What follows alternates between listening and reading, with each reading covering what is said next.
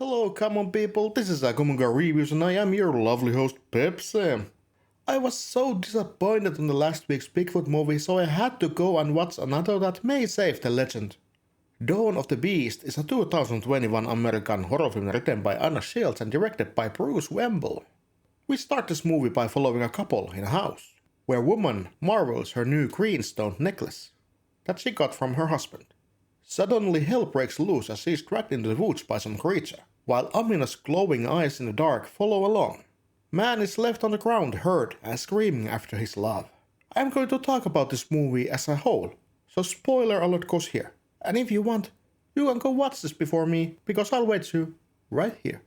A bit forward we follow a group of university students who are on their last miles before graduating. Their jig is to go to a field trip into the northeastern wilderness. There's a time called Death Month, where people mysteriously disappear, and the suspect is of course Bigfoot. They discover a dead body and a familiar greenstone necklace around it, and one of them takes it with them. They swear not to talk about this corpse to others because it would end their trip prematurely. Sadly, I don't have all the pictures and names of these people because holy hell it is hard to find any picture about this movie. IMDb has like 3. Oh well, let's just talk about them as a group.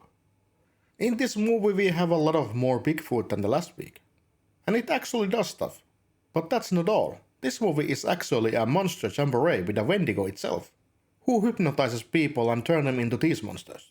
Big points to the movie for the fact that these monsters like Wendigo and its minions and Bigfoot are actual people in costumes, not CGI.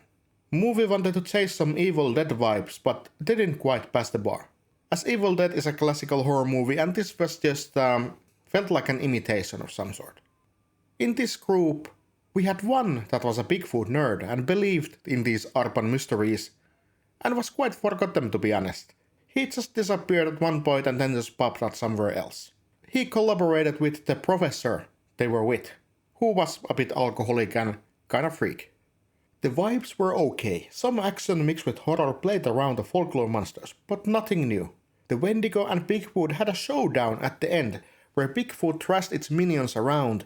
That was something that wasn't explained at all during the movie. What was that about? Was Wendigo an asshole neighbor who partied too hard and Bigfoot got enough? Do they have grudges or something? Nobody knows. We also had the guy from the start of the movie to kidnap one of the girls to use her as a bait for Bigfoot.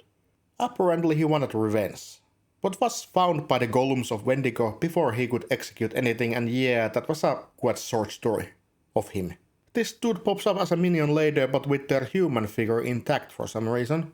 Other victims were transformed into these horrible flesh golems, and the couple people that turned into the another minions of Wendigo just kinda kept their appearances, just kinda wicked and crackled skin, greyish and dead looking eyes, but nothing really in particular. Mystery was not so important as I would have been wanted. They found a weird book that spoke about this monster, but that was the only mysterious part of it. Creatures were loud and clear that they exist and will hurt you, so no big surprises here. Movie was at that short, only 82 minutes, so it is expected that they rush things a bit. Overall this movie is harmless fun, a classic monster horror with people dying gruesome deaths, and surprise monster smash showdown at the end. If you'd watch the same movie as I did last week, you would consider this almost a good movie. I'll just give it now a passing grade. Nothing special, but if you fancy something classical and almost brain-rotting, maybe take a look and spend some rainy evening with this. This was my review about Dawn of the Beast, brought to you by Common Reviews and speaking to you, your lovely host Pepsi, and I'll see you in the next review. Goodbye.